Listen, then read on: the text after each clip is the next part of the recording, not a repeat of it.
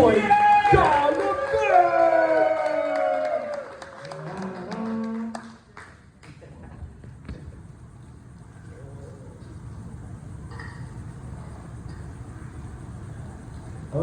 Hello?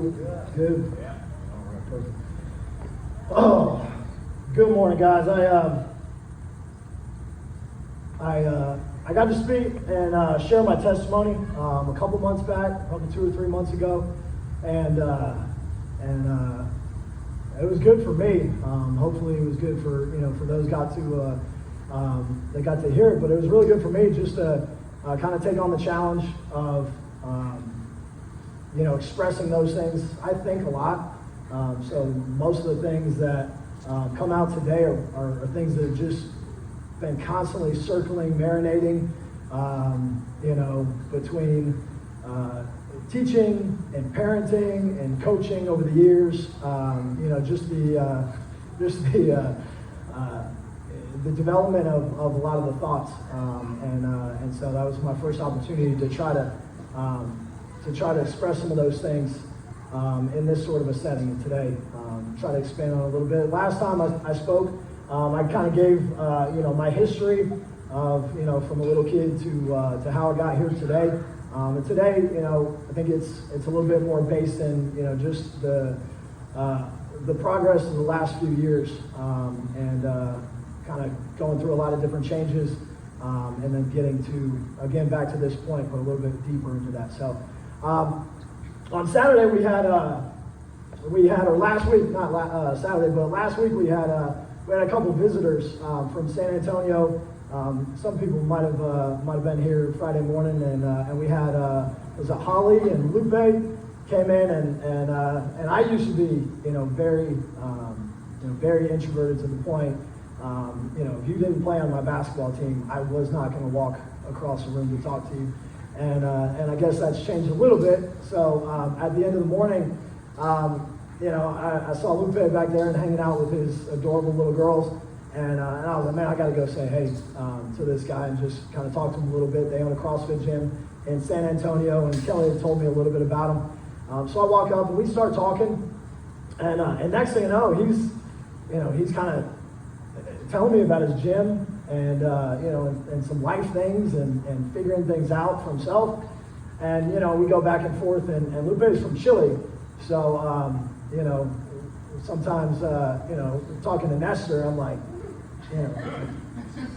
Yeah, and I'm like, I don't know the last 5 words were, but that was kind of happening at one point with Lupe. I was like, I got the gist of what he's saying, but he was saying something in particular.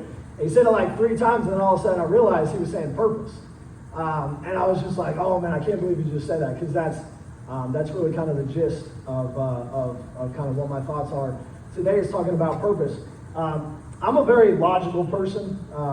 I feel like I'm a pretty good or a bad person to argue against, because I just break things down into kind of logical ways that I just don't feel like there's much way getting around. I'm right.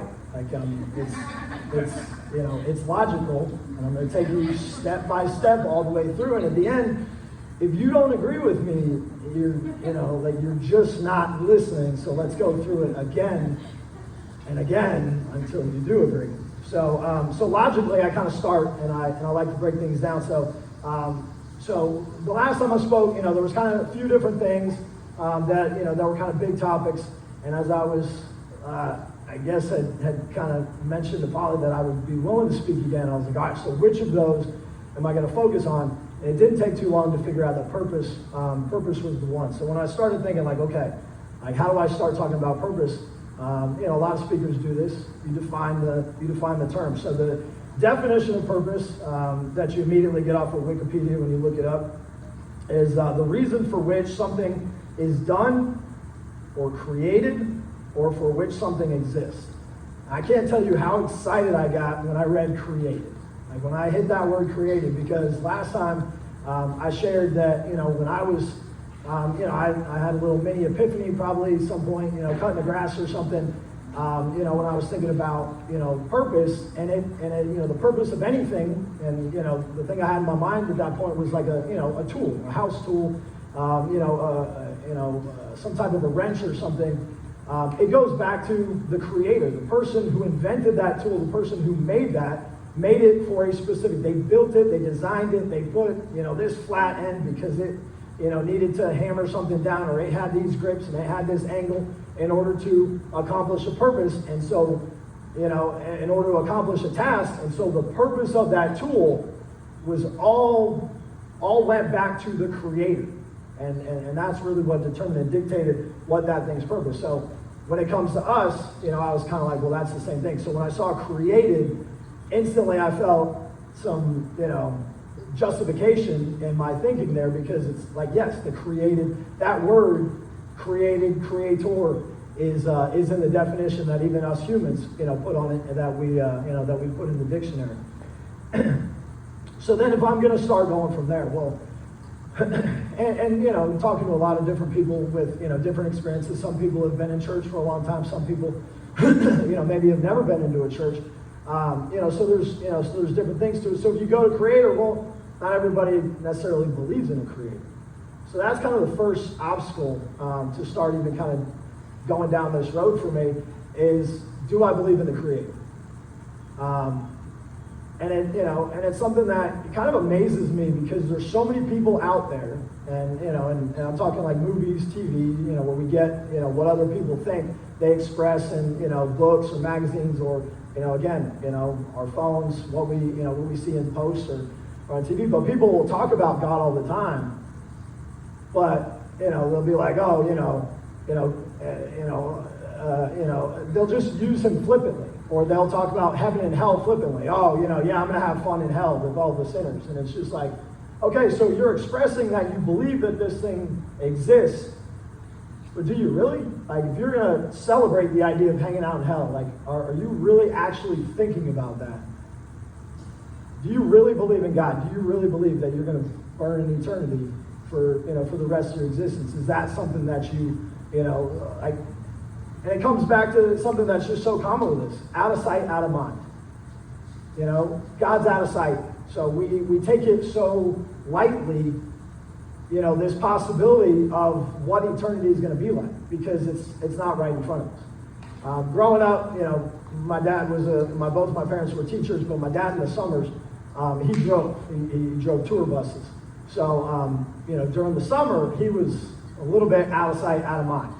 So as I got into an age where maybe I was a little bit more not willing to do exactly what I was told when I was told to do it, during the summer when Dad's gone, that reality of what happens when Dad shows up, and I've been talking back to Mom, is kind of one thing. And November, December, when he's there every single day, it's not even close to happening, because he's right there in your face. But in July, when I haven't seen him in 2 weeks, I get a little bit bold, and Mom wants me to do something. I'm like, gee.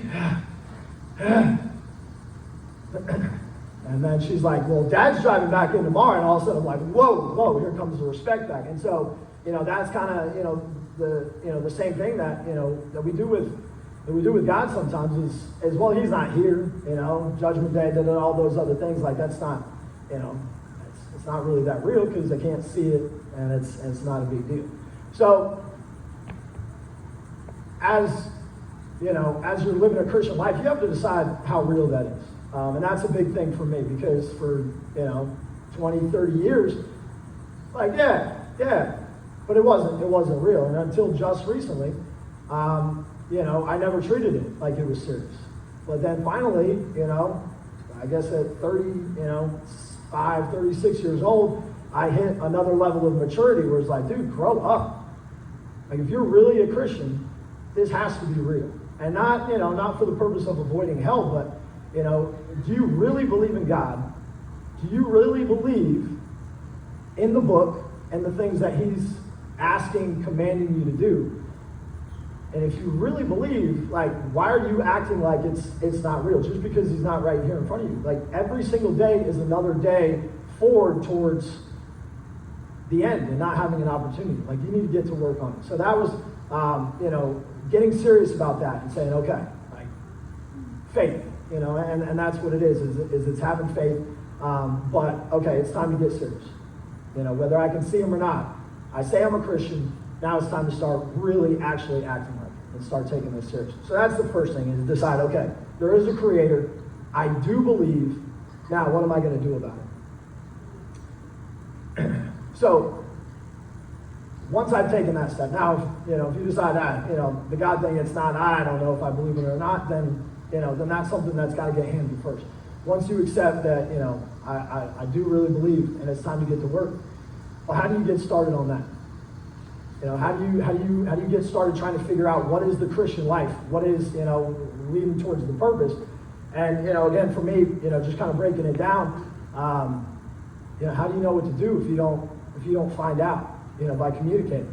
My wife, if I need to know what she wants me to do, the best way is not to call up people that know about her and ask them, and talk to, people that have been around her and be like, hey, what do you think she would want me to do this weekend? What do you think she would want me to do about this?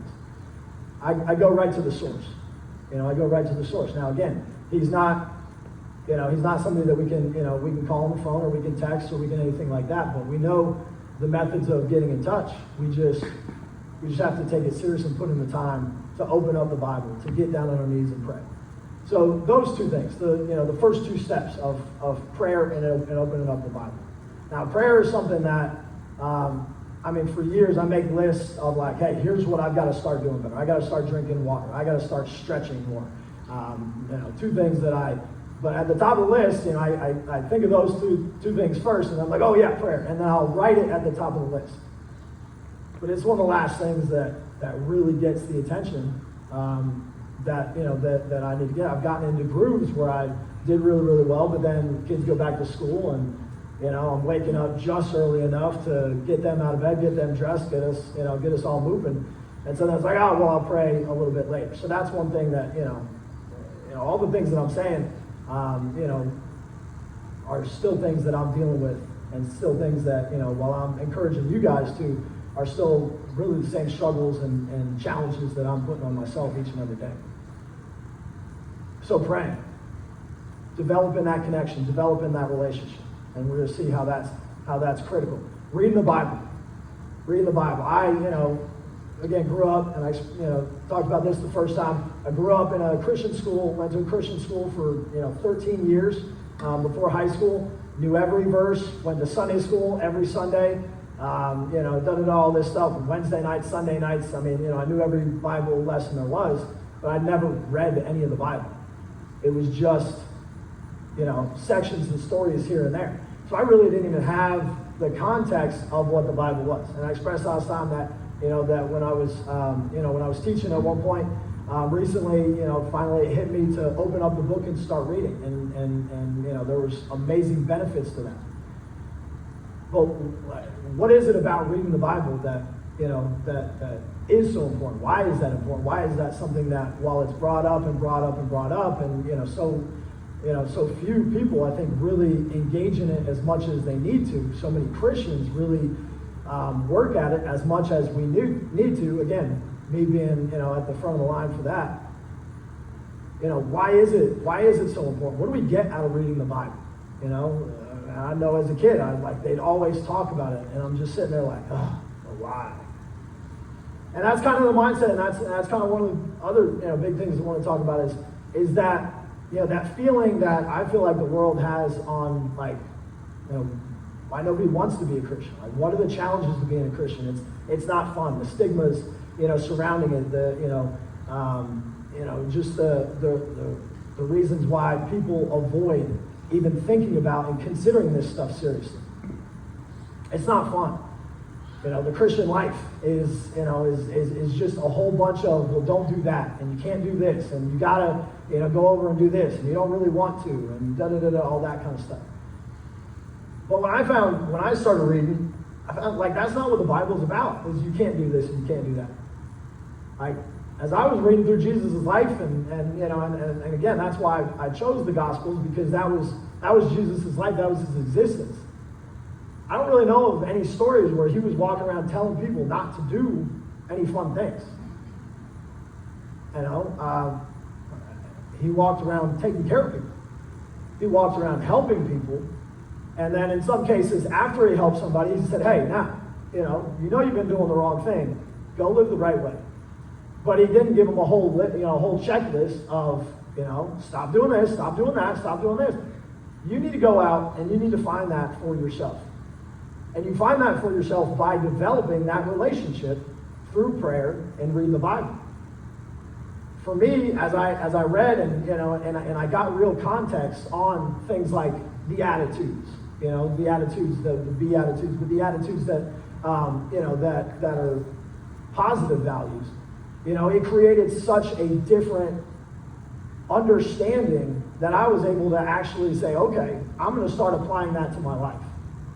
And when I'm at work and somebody does something that I don't like, instead of being the absolute monster that I was at one point, where conflict was like bacon to me, like I was just like, as soon as I saw it, I'd just tear right into it. And I was nasty, I was mean. And since I left that job, and I've had, and the first job I had, at Warner, Warner having the history that it did for me, it meant a ton. So I made sure like I was never going to act like that person I was before at that school, because it was sacred. But since then, I've worked at a couple of other places, and it's carried over, and I'm really excited and appreciative of that, because I work here. And if there's a conflict here, okay, well, it doesn't have the history, but what kind of example am I if I react the same way that I used to? And I'm sitting here coming to move every day, and then when I have a disagreement with somebody and I don't get my way or I don't like what's happening, I'm just going to tear off and be selfish, and I'm going to hurt them, and I'm going to attack them with some of the things that, that I used to do. That truthfully, good Lord, if I ever had to witness a video the way I acted, I'd be embarrassed out of my mind. And how would I bring that to somewhere like this? And what kind of witness would that be for somebody coming in here, whether I spoke or not? What kind of witness would that be for somebody who's part of a Christian organization? And that's, again, one of the challenges with the church, why people are so scared of churches, because how many people are there that are, they're showing up, and they're listening to things, but they don't apply them to the way they act and the way they treat other people. Again, and I just be, kind of very upfront and honest, not trying to bash the school or anything, but, I spent time at Warner and Whitechapel. And it's a good church, it's a good school. I like a lot of the people there. But while I was working there, I get very frustrated because there would be conflicts between people on the staff. And instead of saying like, hey, yes, what can I do for you? I had asked for a favor from somebody from one of the other departments. And it was like, well, yeah, if you give up the big gym, I'll let you have the little gym. I'm like, I'm trying to improve one of our programs, which, by the way, actually benefits your family. But you have this demeanor of like, no, this is mine. And I'm like, how are we building? How are we working together? And it's just an example of a Christian and a good Christian leader, but somebody who's not really in that moment, and I'm not going to talk about all the time, but in that moment, to me, set a really bad example as kind of somebody under them or a teammate of theirs, for exactly, and it was a learning experience as I would go through numerous situations with Christian teachers, Christian staff, where they just don't respond to real life situations the way I think Jesus would. And there was that whole, WWJD, and it got cheesy with, the bracelets and turned into a joke. But that's literally something that I go back to all the time is, okay, like, how would Jesus handle this? I don't talk to him about that in traffic very much. That's one of my areas. I'm getting to it. But in a lot of other areas, like, how would Jesus respond? Guy comes up to me the other day at Buc-ee's. I'm trying to get gas. He's sitting in the middle. He's annoying. Like, he's just messing up traffic. Like, you're trying to get in the back way, the quick way. If you're smart, you go in the back way, and you get right to the bumps. And he's just sitting in the middle. He's not parking. He's not going forward. And so I said something, not the best, and my whole family's in the car. I kid you not, 4 seconds after I pull up to the pump, he pulls around the pump and gets out, and he's like, hey, and he starts like, I already know where we're going with this. And I was like, yeah, I don't even want to hear it. Like, I took my card out and swiped it and just grabbed the handle and put money into his car.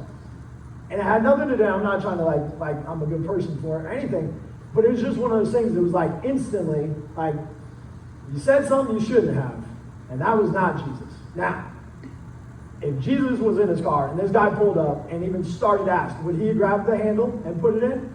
That was very obvious to me. So I was like, dude, I don't want to hear the excuses because I don't know if you're lying. I don't want to think you're lying. I'm just putting a little bit of gas. I hope I'm doing the right thing. At the end of the day, it's not about you. It's about me and him. That's why I'm doing this. Between me and him, not about you.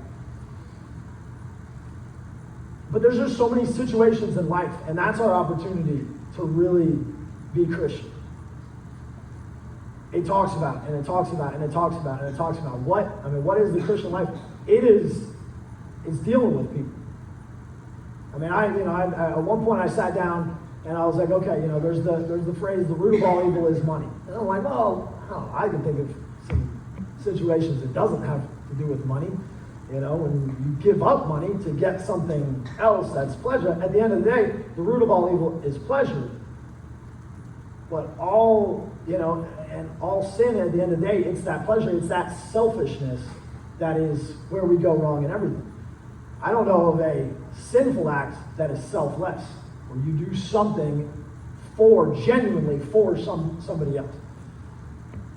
And I don't mean like, hey, you're going to kill somebody for your buddy. Like, hey, I'm going to take this guy out so you can get that promotion. Like, that's not what I mean. But you know what I'm saying. Like, if you are genuinely being selfless, that's always right. And pretty much if you're being selfish, that's always wrong. And it's just that simple.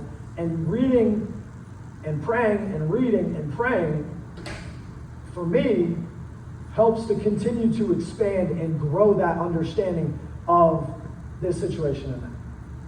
So, our purpose. Clock's getting low. Man, I thought I was going to struggle to get to 10 minutes. I'm struggling to fit much else into the next 2.5. But we get so caught up in life. Okay, we get so caught up. At one point for me, it was, okay, building a family. I was going to be the greatest basketball coach ever. That didn't work out. Okay, so I'm going to do something else. Well, I'm going to create a nice home, nice this for a family, and everything was me. Everything was me, and a nicer house, and it got into status and comparing myself to my friends, and they were dumb in high school, but they all make twice as much money than I did, and I was good, and I worked hard, disciplined, I went to college, I did everything right, it's not fair, bitter. And that was my entire world. For some people, their entire world is, being a doctor, or being a lawyer, or being a this or that, and we get so wrapped up in our purpose and our this. And I think if people and Christians, if they really look at like what they dedicate their life to, if you dedicate your life to America, America is nice. America is not our purpose.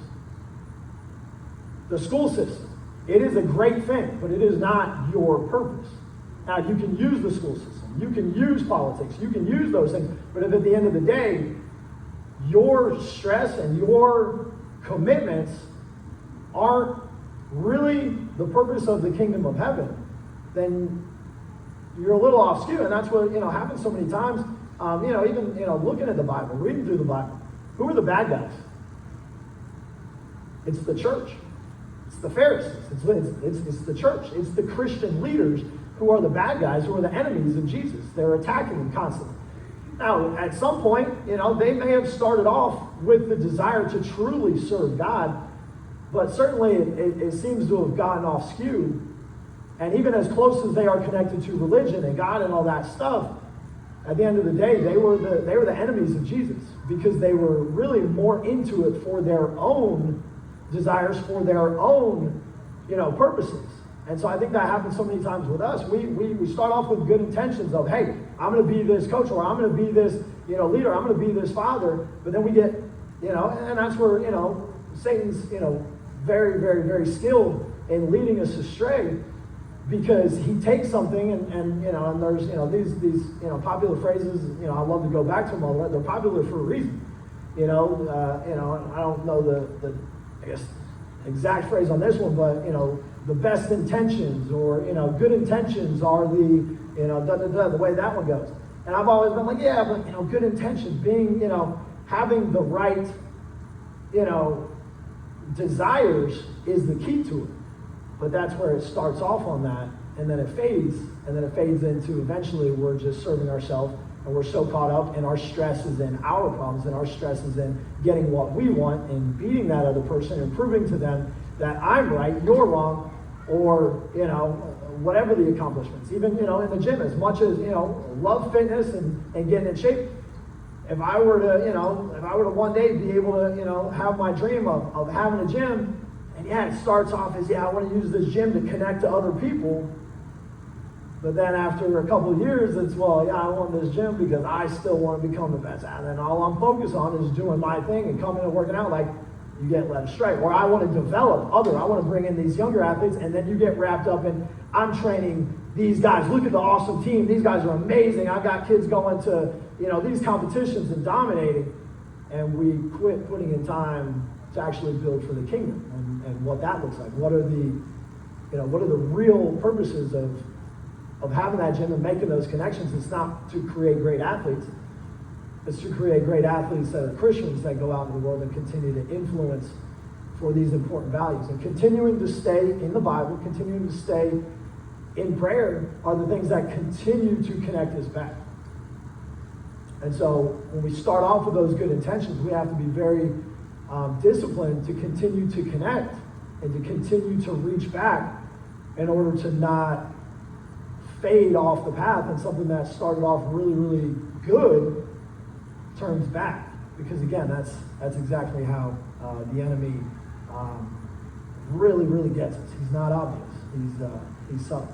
And I know that it's a constant battle for me. Constant. I've had good stretches where, like, man, I'm going to carve out time. I'm going to make it a priority.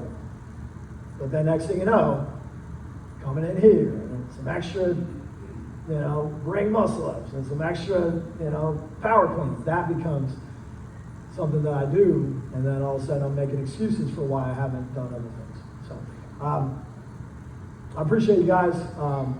Again, that's, probably not even close to the notes that I had. It just took off, but that was kind of the intent is, is to try to express some of the thoughts that I've had, and and hopefully, some of it spoke. I would love to, I enjoy talking one-on-one. So if there's ever any, time, thoughts, specific, questions on anything, anything that I said that kind of was like, oh man, it was a thought. Kelly says stuff all the time, and I'm like, dude, I was just like, that was a thought that I had.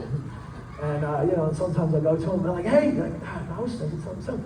So if there's anything I said, and it's like, man, I didn't understand it or curious, feel free. I'd love to, have conversations about it. I'll try to keep them short. Yes. Anyways, all right, I'm done.